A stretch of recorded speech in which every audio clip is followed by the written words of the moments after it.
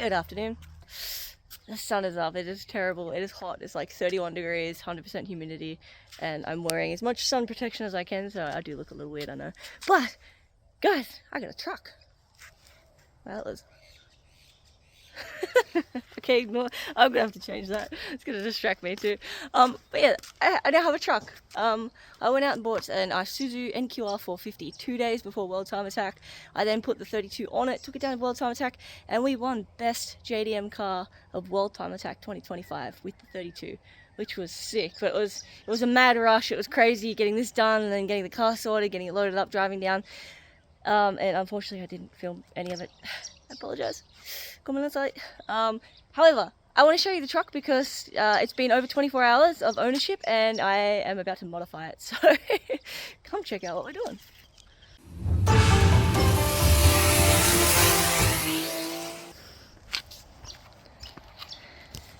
Yeah, so it is a tow truck. It's an 8.5 or 10.5 ton tow truck. It is not a small boy. It is a pretty big tow truck. Beastie turbo diesel. Let me grab the keys. It's got this stuff on it though, so even though it's under 4.5 ton, it's actually 3,000 kilos, so it's 3 tons, which means that anyone on a car license over here can drive it. You don't need a truck license to drive this thing. If I was carrying something and it got over 4.5 tons, then I would have to get a proper truck license. I already have a truck license though, so no biggie, but just info for you guys, if you guys want to know anything about trucks in Australia and that kind of thing. It has been super helpful already. However, because it's not a tilt tray tow truck, it's a fixed back tray, we're going to modify it to fit all the low cars. We're going to hack this out. So we've got some bracing in here, and then you can see we've got an elevated bit here, and then you've also got the actual chassis rail of the truck, which is the black part underneath. So we're not modifying the chassis rail of the truck, we're simply going to modify this upper grey bit here that has been welded onto the top of the truck. And also going to fix the ramps later. I actually have a different bull bar from a different model truck on the front of this that kind of looks like it's meant to be there, but I got told by my new truck friend Matt that that's offered a completely different model. And so is my seat. So my seat's actually a really rare seat according to Keith next door, who rebuilds all the seats for these things. He said he hasn't seen one ever. But what it was it has an adjusted knob on the driver's side instead of the interior cab side, so the left-hand side. It was on the right-hand side. And the seating of the truck as well had been refurbed by someone, and they put a wooden plank, like a thing, in the seat. So it was like sitting on a spring. There was no dampening left on the seat. So obviously driving down to Sydney and back for 2,000 kilometers in this was like sitting on a trampoline. But yeah, Keith's come to the rescue and got me a whole bunch of new components and stuff so we can make a full, really cool seat for this. So I have pulled it out and I just grabbed the wrong key. Sorry, I grabbed the garage key. It's terrible to work in this kind of weather. How do you guys do it?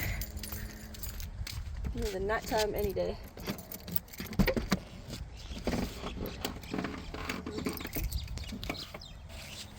And this is my truck. So it was built in the year 2000, so I have called it the Y2K, or as Benjamin likes to refer to it, the Millennium Bug. I have pulled this up yesterday though to get my seat out, so it does look a little messy at the moment. But it previously in another life had a really good sound system, and it has so much sound deadening all in the back of this that somebody has manually gone and put in. And then I've got all this old sub and speaker wiring and little components and stuff everywhere. So at one point this truck had a killer sound system in it, but it now has nothing. It doesn't even have any interior lights anymore. So I've got to get oh actually no, I stand corrected, it does have something kind of amusing. Check this out. Ooh, I'm gonna fall out of my truck.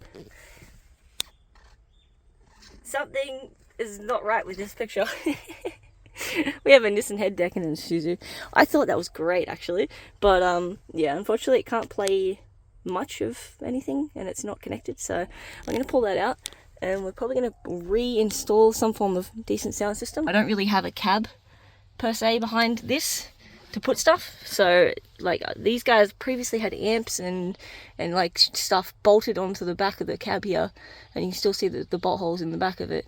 And then yeah, also this was just stuffed down behind my driver's seat, which is, you know, not great, and my wires are just hanging here. Some of them are still live, But the parts that you didn't see was when I first got the truck, I installed brand new tail lights, LED, brand new reversing lights. I fixed up I've got a light on top of this thing that we then had to hook back up and make work again. I'll show you the tail lights and stuff so you know what it's all about.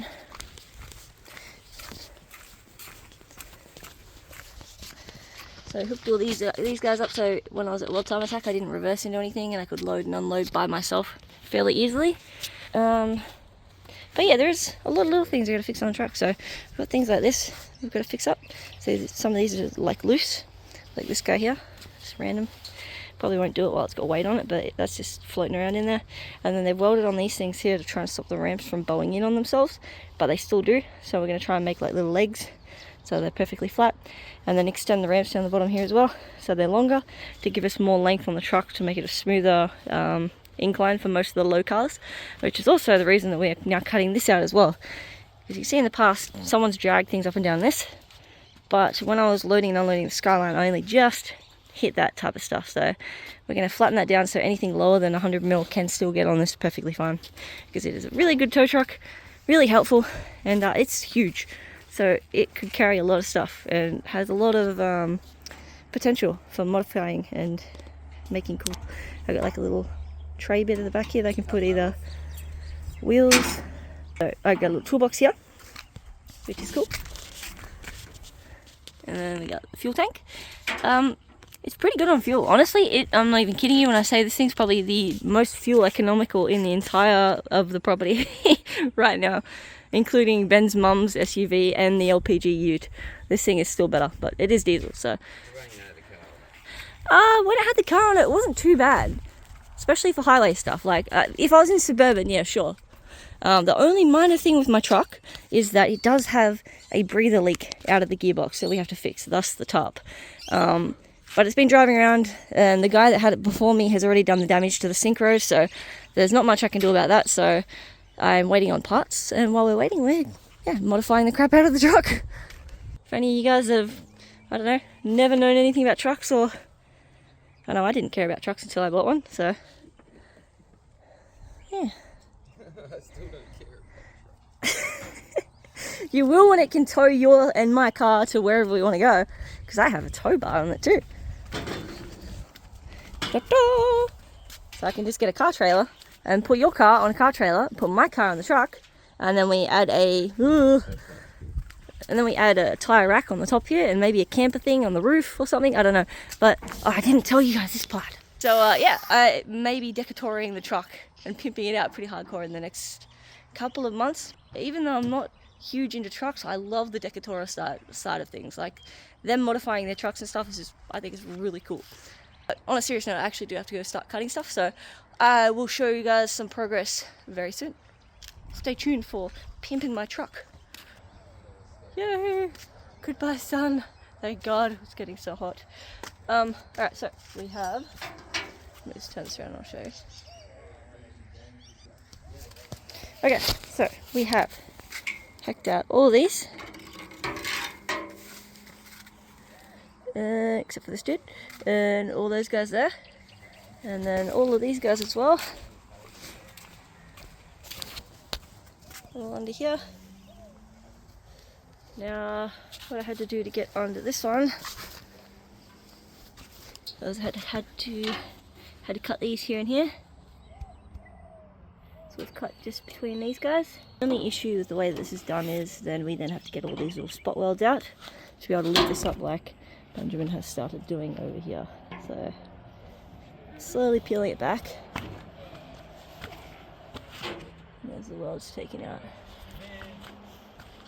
But we're running out of discs. We're going through discs real quick here, so don't know how much we're going to actually get done tonight and how much we'll get off. Hopefully we can get it all off, and then we can cut some of this out and get this lower and smoother for low cars. It looks kind of ugly, but this stuff is actually really good. Several hours of grinding later, and many thanks to Mr. Mike Lake for giving me a Start Your Bastard Mill on down at Time Attack. Got to see the Slambo for the first time since it left my house as a shell, and now as a full running rotary powered E36 chassis drift car. It was sick. Kudos to Mike for driving that thing the way he does. Like, he's driving with his feet up here, like almost straight legged on the pedals. Like, for him to drift that the way he does, freaking kudos to you, bro. That's some talent. Anyway, so let me run you through what we got up to. So firstly, I'm a firebug. I lit things on fire and destroyed things. Observe my destruction. I murdered some pallets. Blunt force trauma. But yeah, that was my break.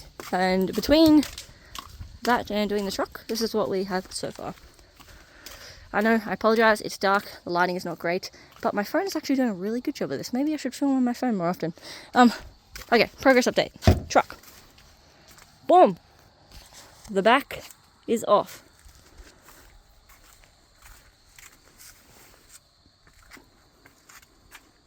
We have this whole giant section now where we can customise the on-ramp, essentially. So what we're going to do is we're going to shave down those two that you see there and plate them up. I do have a piece of metal here that kind of shows you what we're going to get to. Ah, it's already drawn on there. See that line there?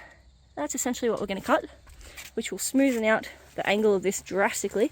We are going to keep the sides here for bracing and for structural reasons. And obviously the chassis rail themselves are completely untouched when we're doing this. So yeah, it took a lot of effort to get this stuff off. Every one of these, as you can see, even just here, is all individually spot welded. And you imagine trying to get an angle grinder down in there. So we had to go through, I think I showed you guys before, hack all these off, hack that up, hack that off. Do you have that little piece of metal that you had before?